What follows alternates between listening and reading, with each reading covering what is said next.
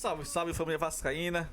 Eu me chamo Cláudio, seja bem-vindo ao nosso canal Vasco Mania, onde você se informa e se atualiza sobre tudo o que acontece no Vasco.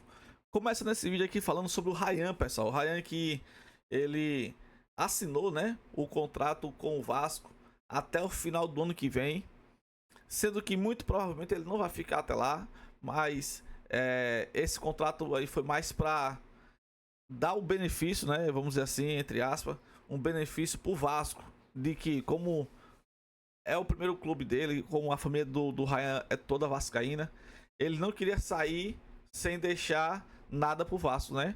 Sair de graça para o outro time, como ele já poderia assinar um pré-contrato agora no final do ano, no meio do ano, para sair de graça no final do ano.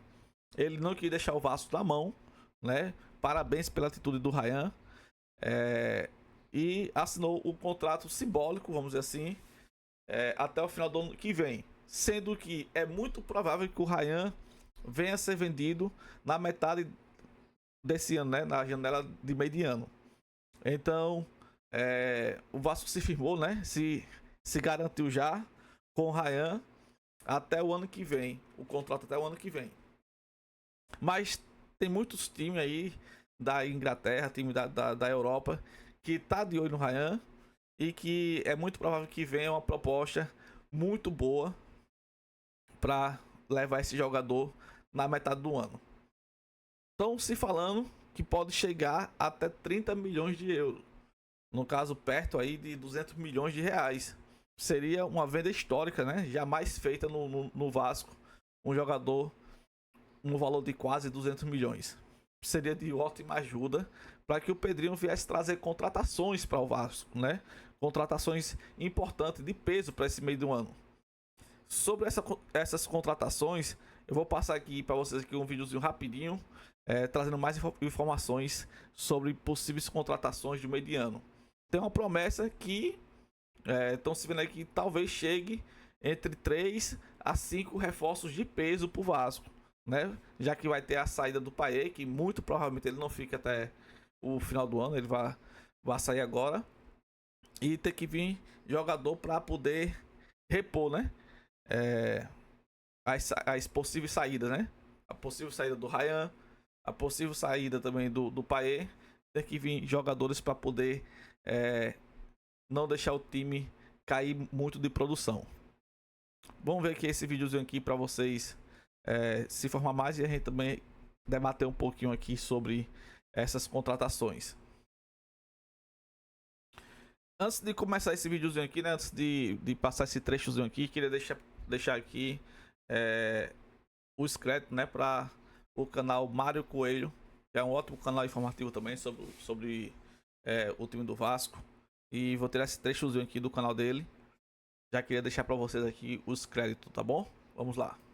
E agora falar um pouquinho sobre o mercado da bola, né, cara? Porque ontem tínhamos a informação que eu já tinha trazido aqui para vocês, que o Vasco já começou a se programar, né? Já começou a negociar em relação a reforços para a janela do meio do ano. Surgiu a informação que o Vasco vai tentar 5 jogadores para serem titulares, tá? Para o restante da temporada. Um zagueiro, um meia atacante, né? A tendência é que o Payet não renove o contrato com o Vasco, pelo que a gente está percebendo. Além de um meia atacante, o Vasco busca 3 atacantes. Um centroavante para brigar por posição com Pablo Verrete e 2 atacantes de lado de campo, né? Nomes como Brian Rodrigues, Vasco está buscando aí uma negociação com a América do México, né? Possivelmente até incluindo o Capasso, né? Numa troca aí com o clube mexicano. Tem também o Vitor Sá, ex-atacante do Botafogo, tem o zagueiro Fabian Balbuena, tem o atacante Pombo, né? O Richarlison, que está na Inglaterra, mas quer voltar ao futebol brasileiro. Então, pessoal, né? São 5 reforços, né, que o Vasco está se programando para trazer no meio do ano, sendo um zagueiro, um meia e 3 atacantes, né, 2 pontas e um centroavante. Eu acredito que o Vasco precisa de 2 zagueiros, né? Eu acredito que o Vasco precisa de 2 zagueiros, principalmente nessa fase não tão boa do João Vitor, né? O João Vitor não está na fase tão boa. O Maurício Lemos mal joga, né? Já chegou machucado, fora de ritmo, já se machucou de novo. É complicado. Então, assim, os 2 principais zagueiros do Vasco não estão jogando bem, né? O João Vitor tá falhando muito, né? Teve um bom jogo agora contra o Flamengo, mas ele vem de vários jogos tendo falhas amadoras, né? E no caso o Maurício Lemos, que foi contratado para ser a dupla de zaga com o João Vitor, não vem jogando por contusão, né? Teve aquele problema da costela dele. Então a gente não pode ficar refém de dois zagueiros. Vou dar um exemplo aqui muito, muito claro aqui. Tudo bem que ele jogou bem o João Vitor contra o Flamengo, mas se o Vasco tivesse outro zagueiro de alto nível, o João Vitor não teria jogado contra o Flamengo, ele teria ido pro banco. Eu acredito que ele entrou por falta de opção, não é isso?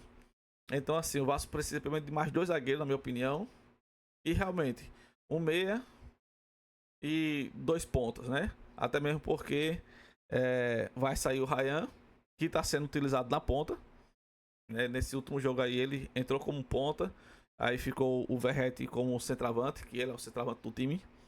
Então como vai sair o Ryan, o Vasco precisa de outro ponta mesmo. Agora vamos falar do jogo de hoje, né? O Vasco enfrenta hoje o time do Lanús às 9h30 da noite. Jogo transmitido pela ESPN e também pelo SBT.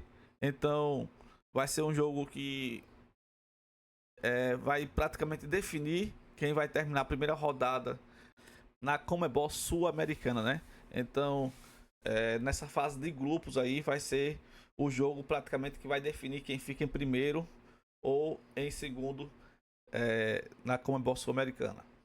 Um jogo muito importante, o Vasco veio como favorito, pois o Vasco em 30 jogos em casa só perdeu 2, né, desde o ano passado para cá.